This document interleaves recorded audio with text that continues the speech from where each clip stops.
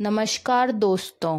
तो आज हम पढ़ेंगे सिविल प्रक्रिया संहिता की धारा 47। धारा 47 शुरू होती है एक टॉपिक से और वह टॉपिक है प्रश्न जिनका अवधारण डिक्री का निष्पादन करने वाला न्यायालय करेगा। Question to be determined by court executing decree. तो धारा 47 में हम यह समझेंगे कि वह कौन से प्रश्न हैं जिनका अवधारण डिक्री का निष्पादन करने वाला न्यायालय करता है और उन प्रश्नों का अवधारण डिक्री का निष्पादन करने वाला न्यायालय कब करता है। तो यह हमें पढ़ने को मिलेगा सिविल प्रक्रिया संहिता की धारा 47 में। तो धारा 47 को पहले हम बेयर एक्ट में पढ़ेंगे, उसके बाद इसे आसान भाषा में समझेंगे। धारा 47 बेयर एक्ट में लिखा है कि धारा 47 का टाइटल भी हमें यही बताता है। धारा 47 का टाइटल प्रश्न जिनका अवधारण डिक्री का निष्पादन करने वाला न्यायालय करेगा। क्वेश्चन टू बी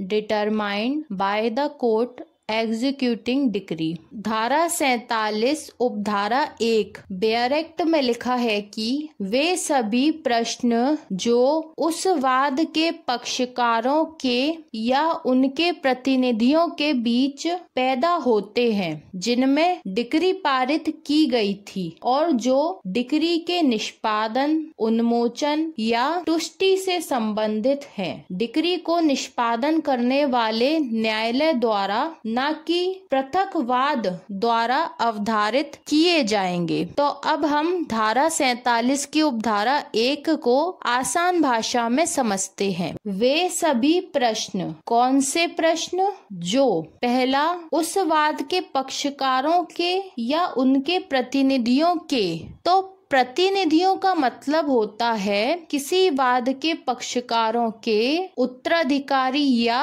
निष्पादक या प्रशासक, तथा इनमें वे व्यक्ति भी आ जाते हैं जिन्हें संपत्ति में किसी भी प्रकार का कोई हित प्राप्त होता है। तो किस वाद के पक्षकारों या उनके प्रतिनिधियों के बीच प्रश्न पैदा होते हैं जिनमें डिक्री पारित की गई थी। मतलब जिन वादों में, केसों में डिक्री पारित की गई थी, उन वादों के पक्षकारों के या उनके प्रतिनिधियों के बीच जो प्रश्न उत्पन्न होते हैं। दूसरा, और जो प्रश्न उस वाद की डिक्री के निष्पादन करने से या उसमें उन्मोचन करने से या उसकी तुष्टि करने से संबंधित होते हैं। मतलब डिक्री में लिखी हुई बातों को पूरा करना। उन्मोचन का मतलब होता है मुक्त कर देना या छोड़ देना। तो जब वाद के किसी पक्षकार को यह लगता है कि उसके ऊपर यह केस नहीं बनता है और उससे मुक्त होने के लिए वह कोई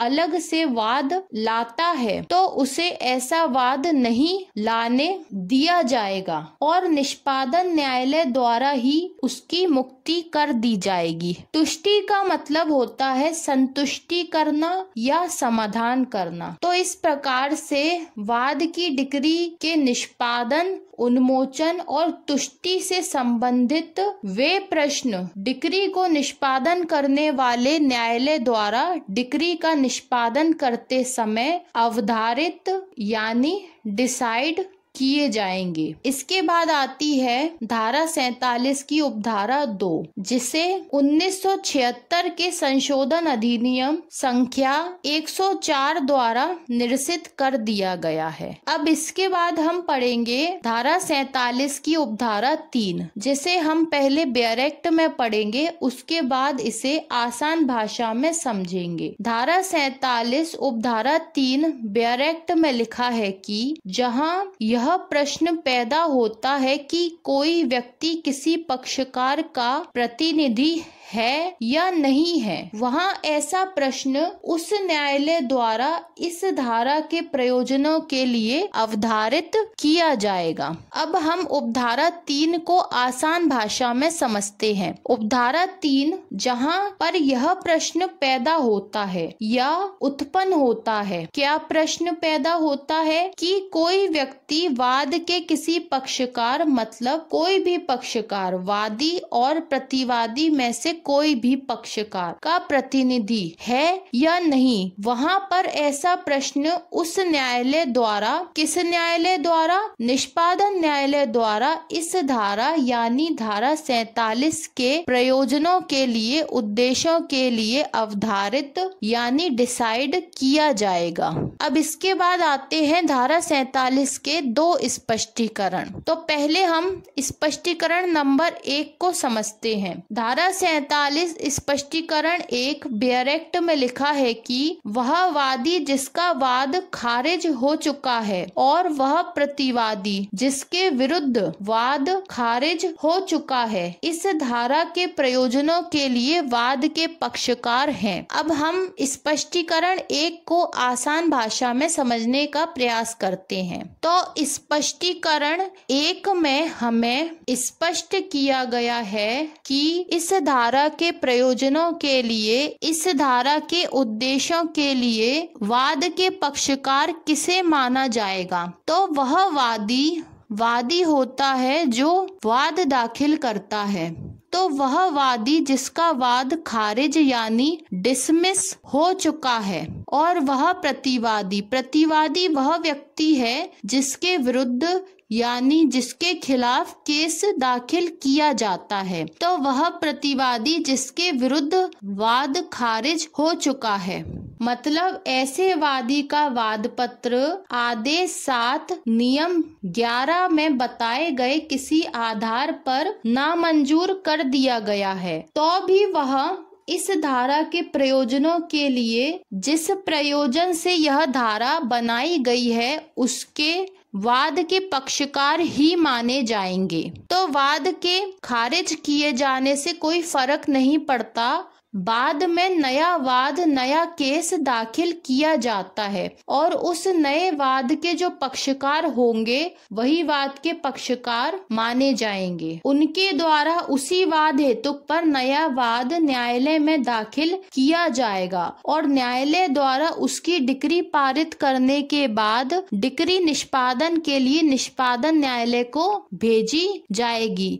भेजने के बाद जो भी प्रश्न पक्षकारों के बीच उठेंगे वह निष्पादन न्यायालय द्वारा ही सुने जाएंगे। तो यह था स्पष्टीकरण नंबर 1। अब हम पढ़ते हैं स्पष्टीकरण नंबर 2। धारा 47 स्पष्टीकरण 2 बेयरेक्ट में लिखा है कि डिक्री के निष्पादन के लिए विक्रय में संपत्ति का क्रेता इस धारा के प्रयोजनों के लिए उस वाद का पक्षकार समझा जाएगा जिसमें वह डिक्री पारित की गई है। और तो पहले हम पॉइंट नंबर क को समझते हैं, उसके बाद पॉइंट नंबर ख को समझेंगे। स्पष्टीकरण नंबर 2 पॉइंट को अब हम आसान भाषा में समझते हैं। तो स्पष्टीकरण नंबर 2 में 2 बातों को स्पष्ट किया गया है। पहला डिक्री का निष्पादन करते समय जब उस डिक्री में बताई गई संपत्ति का विक्रय किया जाता है तो उस विक्रय की गई, बेची गई संपत्ति का जो क्रेता होता है, मतलब वह व्यक्ति होता है जिसने उस संपत्ति को खरीदा है, वह क्रेता इस धारा यानी धारा 47 के प्रयोजनों के लिए उस वाद का पक्षकार जिस वाद की डिक्री का निष्पादन किया जा रहा है और उस डिक्री में बताई गई जिस संपत्ति का विक्रय किया जा रहा है, उस संपत्ति का जो क्रेता होगा, जो खरीदार होगा, वह व्यक्ति भी उस वाद का पक्षकार समझा जाएगा जिस वाद में वह डिक्री पारित की गई है। और इसके बाद आता है स्पष्टीकरण 2 का पॉइंट नंबर ख, जिसे हम बेयरेक्ट में पढ़ते हैं। ऐसी संपत्ति के क्रेता को या उसके प्रतिनिधि को कब्जा देने से संबंधित सभी प्रश्न इस धारा के अर्थ में डिक्री के निष्पादन, उन्मोचन या उसकी तुष्टि से संबंधित समझे जाएंगे। अब हम स्पष्टीकरण नंबर 2 के ख पॉइंट को आसान भाषा में समझते हैं। दूसरा ख, ऐसी संपत्ति जो डिक्री का निष्पादन करते समय बेची गई है, उस संपत्ति के क्रेता को, खरीदने वाले को या उसके प्रतिनिधि को उस संपत्ति पर कब्जा देने से संबंधित जो भी प्रश्न होंगे, मतलब जो भी प्रश्न उत्पन्न होंगे, उन सभी प्रश्नों को इस धारा के अर्थ में, मतलब इस धारा के अर्थ के अंतर्गत डिक्री के निष्पादन से संबंधित, डिक्री के उन्मोचन से संबंधित या उस डिक्री की तुष्टि से संबंधित प्रश्न समझा जाएगा। मतलब ऐसे प्रश्न यदि वह उठते हैं तो इन तीनों से संबंधित समझे जाएंगे। तो यह थी सिविल प्रक्रिया संहिता की धारा 47, जो हमें यह बताती है कि यदि किसी मामले की डिक्री का निष्पादन करते समय पक्षकारों के बीच या उनके प्रतिनिधियों के बीच कोई प्रश्न उठता है तो उन प्रश्नों का निपटारा, उन प्रश्नों को हल निष्पादन न्यायालय के द्वारा ही किया जाएगा। इसके लिए कोई पृथक से वाद दाखिल करने की आवश्यकता नहीं है और कोई पृथक या कोई अलग वाद दाखिल नहीं किया जाएगा। ऐसे प्रश्न डिक्री के निष्पादन, डिक्री के उन्मोचन और डिक्री की पुष्टि से संबंधित होने चाहिए तथा वाद के पक्षकारों और उनके प्रतिनिधियों के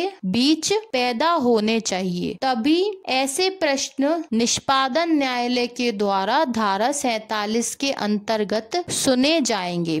तो धारा 47 निष्पादन न्यायालय को यह शक्ति प्रदान करती है कि वह ऐसे प्रश्नों का अवधारण कर सकता है। अब हम उन क्वेश्चंस, उन प्रश्नों के कुछ उदाहरण देख लेते हैं जो प्रश्न डिक्री के निष्पादन, उन्मोचन और तुष्टि से संबंधित होते हैं और धारा 47 के अंतर्गत आते हैं। पहला, डिक्री का निष्पादन करते समय यदि गलती से कोई संपत्ति डिक्रीधारी को दे दी जाती है तो उस संपत्ति को वापस प्राप्त करने के लिए निर्णित ऋणी आवेदन कर सकता है। तो ऐसा आवेदन या ऐसा प्रश्न डिक्री के निष्पादन से संबंधित प्रश्न माना जाएगा और उसके लिए अलग से केस दाखिल नहीं किया जाएगा। दूसरा, डिक्री का निष्पादन करते समय ली गई संपत्ति जिसमें बाद में कुछ भाग या हिस्सा जोड़ दिया गया है, तो ऐसी संपत्ति से संबंधित प्रश्न निष्पादन न्यायालय के द्वारा ही सुने जाएंगे। इसके लिए अलग से कोई केस दाखिल नहीं किया जाएगा। तीसरा, डिक्री का एक तरफा निष्पादन करते हुए दी गई संपत्ति जिसे निरस्त कर दिया गया है, तो इससे संबंधित जो प्रश्न होते हैं वह भी निष्पादन न्यायालय के द्वारा ही सुने जाएंगे, अवधारित किए जाएंगे। उनके लिए पृथक से कोई भी वाद न्यायालय में दाखिल नहीं किया जाएगा। चौथा, डिक्री का निष्पादन नहीं करने से संबंधित यदि कोई करार किया जाता है तो उससे संबंधित भी जो प्रश्न होते हैं वह निष्पादन न्यायालय के द्वारा ही अवधारित किए जाएंगे, डिसाइड किए जाएंगे। उनके लिए भी पृथक से कोई अलग से कोई वाद दाखिल नहीं किया जाएगा। पांचवा, डिक्री में बताई गई राशि या धन का यदि भुगतान कर दिया गया है या न्यायालय के बाहर ऐसे धन का समायोजन यानी सेटलमेंट कर दिया गया है, तो ऐसे भुगतान या सेटलमेंट से संबंधित जो प्रश्न होते हैं वह भी निष्पादन न्यायालय के द्वारा ही सुने जाएंगे और उनके लिए पृथक से कोई वाद न्यायालय में दाखिल नहीं किया जाएगा। छठवां पॉइंट, बंधक रखी हुई बहुत सारी संपत्तियों में किस पक्षकार का कितना अनुपातिक दायित्व या किसका कितना हिस्सा बनता है, उससे संबंधित जो प्रश्न होते हैं वह भी निष्पादन न्यायालय द्वारा ही अवधारित किए जाएंगे। उनके लिए अलग से कोई वाद दाखिल नहीं किया जाएगा। पॉइंट नंबर 7, वह सभी प्रश्न जो उस समय उठते हैं जब संपत्ति को नीलाम किया जाता है, तो खरीदने वाले और निर्णित ऋणी के बीच जो प्रश्न उठते हैं उनके लिए अलग से कोई वाद दाखिल नहीं किया जाएगा। पॉइंट नंबर 8, ऐसी संपत्ति के क्रेता यानी खरीदने वाला व्यक्ति और उसके प्रतिनिधि को कब्जा देने से संबंधित जो सभी प्रश्न होते हैं वह निष्पादन न्यायालय द्वारा ही अवधारित किए जाएंगे। पॉइंट नंबर 9, कोई भी व्यक्ति वाद के किसी पक्षकार का प्रतिनिधि है या नहीं है, इससे संबंधित जो प्रश्न होते हैं उन्हें भी निष्पादन न्यायालय द्वारा सुना जाएगा और इसके लिए पृथक से कोई वाद दाखिल नहीं किया जाएगा। पॉइंट नंबर 10, जहां डिक्री का निष्पादन करते समय निर्णित ऋणी को बहुत अधिक संपत्ति प्राप्त हो गई है और वहां उस संपत्ति को वापस करने के लिए जो आवेदन दिया जाता है, तो ऐसे प्रश्न का अवधारण धारा 47 में ही किया जाएगा। तो यह कुछ प्रश्न, कुछ क्वेश्चंस थे जिनका अवधारण निष्पादन न्यायालय द्वारा ही किया जाता है। मतलब जब डिक्री निष्पादन के लिए भेजी जाती है उस समय निष्पादन न्यायालय द्वारा ही वाद के पक्षकारों के मध्य उठने वाले इन सभी प्रश्न और इसके अलावा भी जो प्रश्न बचते हैं उनका अवधारण किया जाएगा। इसके लिए अलग से कोई वाद लेकर आने की आवश्यकता नहीं है। तो अब हम यह समझते हैं कि धारा 47 को लाने के पीछे का क्या उद्देश्य है। तो धारा 47 को लाने के पीछे का उद्देश्य यह है कि डिक्री का निष्पादन करते समय उठने वाले प्रश्नों के लिए अलग से वाद दाखिल किए जाने को रोकना और अनावश्यक खर्चे और समय की बर्बादी को रोकना। धारा 47 में निष्पादन न्यायालय की शक्तियों को बताया गया है। धारा 47 में निष्पादन न्यायालय वाद के पक्षकारों के बीच डिक्री का निष्पादन करते समय उठने वाले प्रश्नों का निर्धारण कर सकता है। यह धारा बहुत विस्तृत है जिसमें डिक्री के निष्पादन से संबंधित सभी प्रश्न आ जाते हैं। धारा 47 और सिविल प्रक्रिया संहिता की धारा 11 दोनों का उद्देश्य समान है कि व्यर्थ अनावश्यक केसों को, वादों को दाखिल किए जाने से रोकना। धारा 47 के द्वारा डिक्री के निष्पादन से संबंधित सभी प्रश्नों का निपटारा कम समय और कम खर्चे में किया जा सकेगा। नहीं तो यदि ऐसा नहीं होता तो अलग से दूसरा वाद दाखिल किया जाता और वाद दाखिल होने से अत्यधिक खर्चा होता और अत्यधिक समय लगता। धारा 47 निष्पादन न्यायालय के द्वारा निष्पादन संबंधी सभी प्रश्नों का निपटारा करने की बहुत अच्छी व्यापक व्यवस्था करती है। यह निष्पादन न्यायालय को सशक्त बनाकर एक सस्ती, जल्दी निपटारा करने योग्य और बिना किसी देरी के निपटारा करने की प्रक्रिया अपनाती है। डिक्री जिस दिन पारित हो जाती है उसी दिन वह निष्पादन योग्य हो जाती है। डिक्री की अपील होने मात्र से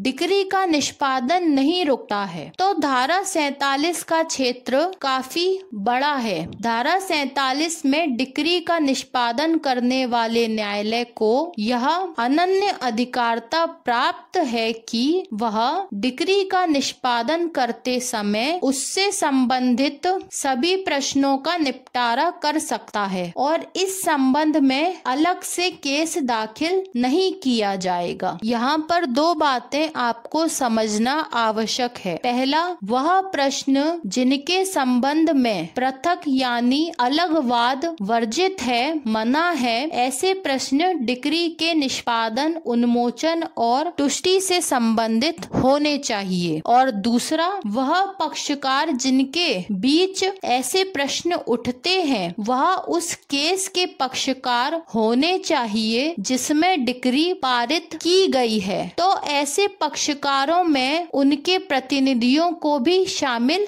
किया गया है। तो इस प्रकार यह थी सिविल प्रक्रिया संहिता की धारा 47। धारा 47 के साथ आदेश 21 का नियम 58 भी पढ़ा जाता है, जिसे आदेश 21 वाले लेक्चर में अलग से कवर किया जाएगा। तो अब मिलते हैं अगले लेक्चर में। धन्यवाद।